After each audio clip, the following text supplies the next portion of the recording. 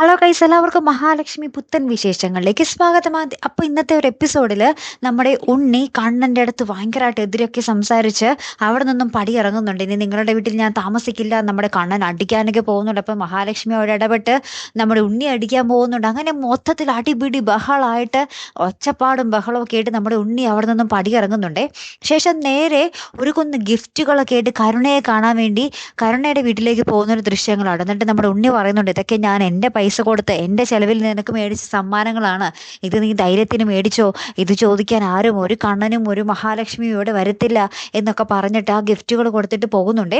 തിരിച്ച് നമ്മുടെ ഉണ്ണി വീട്ടിലേക്ക് പോകും വഴി പോലീസുകാർ വന്ന് തടഞ്ഞ് നമ്മുടെ ഉണ്ണിയെ തെളിവെടുപ്പിന് എന്നും പറഞ്ഞ് കമലേശ്വരത്തേക്ക് കൊണ്ടുപോകുന്നുണ്ട്.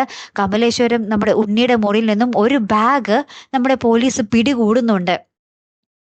ഇനി ഉണ്ണി നമ്മുടെ കണ്ണൻ്റെ സ്ഥാപനങ്ങളിൽ നിന്നും അടിക്കടിയായി തട്ടിപ്പ് ചെയ്ത് ആ ഒരു മോഷ്ടിച്ചെടുത്ത തുകകളായിരിക്കുമോ ആ ബാഗിനുള്ളിൽ, അല്ലെങ്കിൽ ആ ഒരു ജ്വല്ലറിയിൽ നിന്നും മോഷ്ടിച്ചെടുത്ത ആഭരണങ്ങളായിരിക്കുമോ ആ ബാഗിനുള്ളിൽ, എന്തായിരിക്കും അതിനുള്ളിൽ അല്ലേ?